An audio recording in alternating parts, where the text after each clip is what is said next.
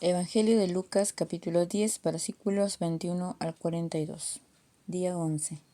Comentario de William MacDonald. El regreso de los 70. Capítulo 10, versículos 17 al 24. Versículo 21.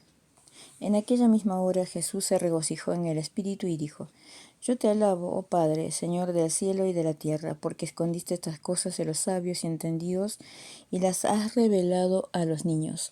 Sí, Padre, porque así te agradó.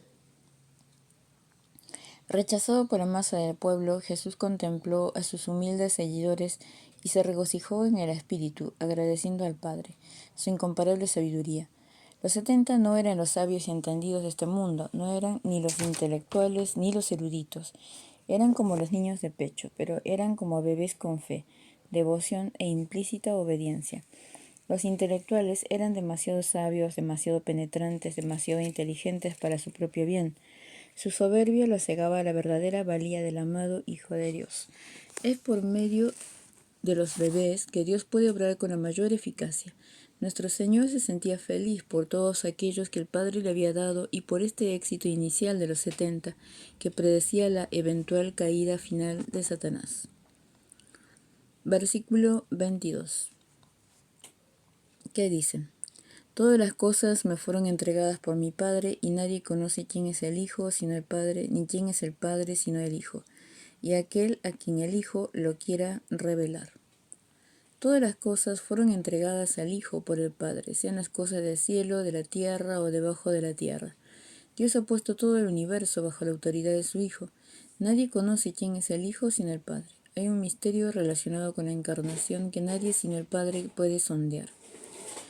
Cómo Dios pudo llegar a ser hombre y a morar en un cuerpo humano está más allá de la comprensión de la criatura. Nadie conoce quién es el Padre sino el Hijo, y aquel a quien el Hijo lo quiera revelar. Dios también está más allá de la comprensión humana. El Hijo lo conoce perfectamente, y el Hijo lo ha revelado a los débiles, a los pobres y a los menos preciados que tienen fe en Él. Como dice en 1 Corintios capítulo 1, versículos 26 al 29. 1 Corintios capítulo 1, versículo 26 al 29 dice: Pues mirad, hermanos, vuestra vocación, que no sois muchos sabios según la carne, ni muchos poderosos, ni muchos nobles, sino que lo necio del mundo escogió Dios para avergonzar a los sabios, y lo débil del mundo escogió Dios para avergonzar a lo fuerte. Y lo vil del mundo y lo menospreciado escogió Dios, y lo que no es para deshacer lo que es, a fin de que nadie se jacte en su presencia. Los que han visto al Hijo han visto al Padre. El Hijo unigénito que está en el seno del Padre, Él ha revelado plenamente al Padre. Como dice en Juan capítulo 1, versículo 18. Juan 1, 18 dice: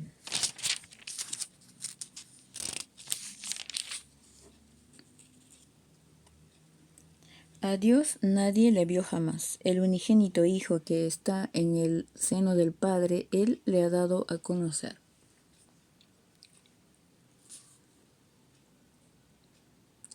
Kelly dice: el Hijo revela al Padre, pero la mente del hombre siempre se fragmenta cuando intenta desentrañar el insoluble enigma de la gloria personal de Cristo. Versículos 23 y 24 del capítulo 10 de Lucas. Dice: Y volviéndose a los discípulos les dijo aparte: Bienaventurados los ojos que ven lo que vosotros veis, porque os digo que muchos profetas y reyes desearon ver lo que vosotros veis y no lo vieron, y oír lo que oís y no lo oyeron. Aparte, el Señor les dijo a los discípulos que estaban viviendo en una época de privilegio sin precedentes. Los profetas y reyes del Antiguo Testamento desearon ver los días del Mesías, pero no los vieron. Aquí el Señor Jesús declara ser aquel que esperaban los profetas del Antiguo Testamento, el Mesías. Los discípulos tenían el gran privilegio de ver los milagros y oír la enseñanza de la esperanza de Israel. El intérprete de la ley y el buen samaritano. capítulo 10, versículo 25 al 37. Versículo 25. Dice: Y he aquí, un intérprete de la ley se levantó y dijo, para probarle: Maestro, ¿haciendo qué cosa heredaré la vida eterna? El intérprete de la ley, un experto en las enseñanzas de la ley de Moisés, probablemente no fue sincero en su pregunta. Estaba intentando atrapar al Salvador, ponerle en un apuro. Quizá pensaba que el Señor iba a repudiar la ley. Para él, Jesús era únicamente un maestro, y la vida eterna era algo que podría ganarse o merecerse. Versículos 26 al 28. Él le dijo: ¿Qué está escrito en la ley? ¿Cómo lees? Y aquel respondiendo dijo: Amarás al Señor tu Dios con todo tu corazón y con toda tu alma y con todas tus fuerzas y con toda tu mente, y a tu prójimo como a ti mismo. Y le dijo: Bien has respondido, haz esto y vivirás. El Señor tuvo todo lo anterior en consideración para responderle. Si el intérprete de la ley hubiese sido humilde y hubiese mostrado un corazón arrepentido, el Salvador le habría respondido de manera más directa. Bajo aquellas circunstancias, Jesús dirigió su atención a la ley. ¿Qué demandaba la ley? Demandaba que el hombre ame al Señor y a su prójimo como a sí mismo. Jesús le dijo que si hacía esto, viviría. En un principio puede parecer que el Señor estaba enseñando la salvación por la observancia de la ley, pero no es este el caso. Dios nunca tuvo la intención de que nadie fuese a salvarse jamás guardando la ley. Los 10 mandamientos fueron dados a un pueblo que era ya pecador. El propósito de la ley no era salvar del pecado, sino producir el conocimiento del pecado. La función de la ley es mostrar al hombre cuán culpable y pecador es. Es imposible para el hombre pecador amar a Dios con todo su corazón, ni a su prójimo como a sí mismo. Si pudiese hacer esto desde el nacimiento hasta la muerte, no necesitaría la salvación, no estaría perdido. Pero incluso en este caso su recompensa sería solo una dilatada vida en la tierra, no una vida eterna en el cielo. Mientras viviese sin pecado, seguiría viviendo. La vida eterna es solo para los pecadores que reconocen su condición de perdición y que son salvados por la gracia de Dios. De este modo, la declaración de Jesús, haz esto y vivirás, era solo hipotética. Si su referencia a la ley hubiese tenido el efecto deseado sobre el intérprete de la ley, él habría tenido que decir: si esto es lo que Dios demanda, entonces estoy perdido, sin remedio ni esperanza, solo puedo recurrir a su amor y misericordia. Sálvame por tu gracia. Versículo 29. Dice: Pero él, queriendo justificarse a sí mismo, dijo a Jesús: ¿Y quién es mi prójimo? En lugar de esto, trató de justificarse a sí mismo. ¿Por qué? Nadie le había acusado. Había una conciencia de fracaso y su corazón se levantó con orgullo para resistir. Preguntó: ¿Y quién es mi prójimo? Era una táctica evasiva de su parte.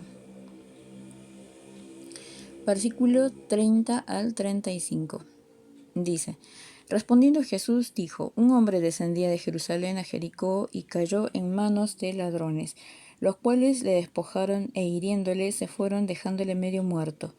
Aconteció que descendió un sacerdote por aquel camino y viéndole pasó de largo. Asimismo un levita, llegando cerca de aquel lugar y viéndole, pasó de largo. Pero un samaritano que iba de camino vino cerca a él y viéndole fue movido a misericordia. Y acercándose vendó sus heridas, echándoles aceite y vino, y poniéndole en su cabalgadura lo llevó al mesón y cuidó de él.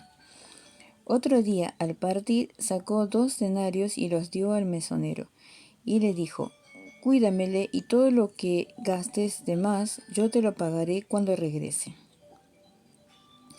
Fue como respuesta a esta pregunta que el Señor Jesús contó la historia del buen samaritano.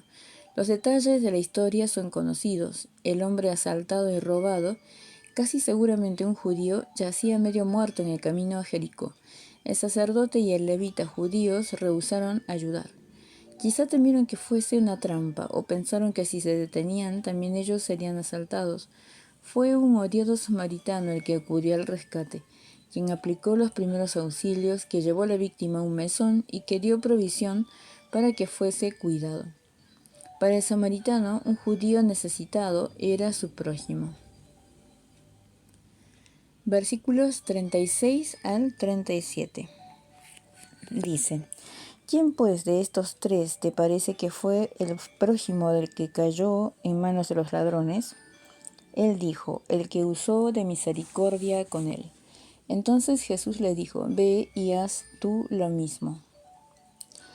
Luego el Salvador hizo la ineludible pregunta: ¿quién pues de estos tres fue quien demostró ser prójimo del necesitado? Naturalmente el que usó de misericordia con él. Sí, claro, y por ello mismo el intérprete de la ley había de ir y hacer lo mismo, él lo mismo. Si un samaritano podía resultar un verdadero prójimo para con un judío mostrando misericordia para con él, entonces todos los hombres son prójimos. No nos resulta difícil ver en el sacerdote y el levita una figura de la impotencia de la ley para ayudar al pecador muerto. La ley mandaba: amarás a tu prójimo como a ti mismo, pero no daba el poder para obedecer. Tampoco es difícil identificar al buen samaritano con el Señor Jesús, que vino a donde nosotros estábamos, nos salvó de nuestros pecados e hizo una provisión plena para nosotros de la tierra al cielo y para toda la eternidad. Los sacerdotes y los levitas pueden fallarnos, pero el buen samaritano jamás lo hará. La historia del buen samaritano tuvo un giro inesperado. Comenzó para responder la pregunta de ¿quién es mi prójimo?, pero terminó proponiendo la pregunta: ¿con quién actúas tú como prójimo? ¿Con quién actúas tú como prójimo? María y Marta. Capítulo 10, versículos 38 al 42. Versículos 38 al 41 dicen: Aconteció que yendo de camino entró en una aldea y una mujer llamada Marta le recibió en su casa. Esta tenía una hermana que se llamaba María, la cual sentándose a los pies de Jesús oía su palabra. Pero Marta se preocupaba con muchos quehaceres y acercándose dijo: Señor, ¿no te da cuidado que mi hermana me deje servir sola? Dile pues que me ayude. Respondiendo Jesús le dijo: Marta, Marta, afanada y turbada estás con muchas cosas. El Señor centra ahora su atención en la palabra de Dios y la oración como los dos grandes medios de bendición. Desde el capítulo 10, 38 al capítulo 11, versículo 13.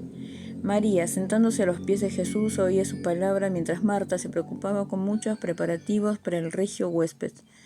Marta quería que el Señor reprendiese a su hermana por dejar de ayudarla, pero Jesús con ternura reprendió a Marta por su inquietud. Versículo 42 dice: Pero solo una cosa es necesaria y María ha escogido la buena parte, la cual no le será quitada.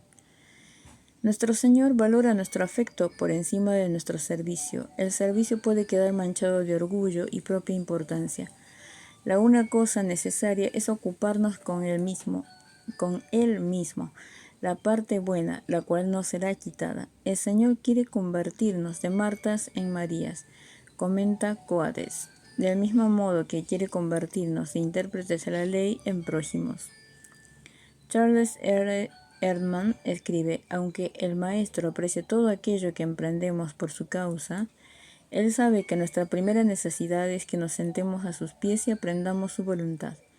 Luego, en nuestras tareas tendremos serenidad, paz y bondad, y al final nuestro servicio alcanzará la perfección del de María, cuando en una escena posterior ella derrama sobre los pies de Jesús el ungüento, el perfume del cual sigue llenando el mundo. Fin del capítulo 10 del Evangelio de Lucas. Comentario de William MacDonald.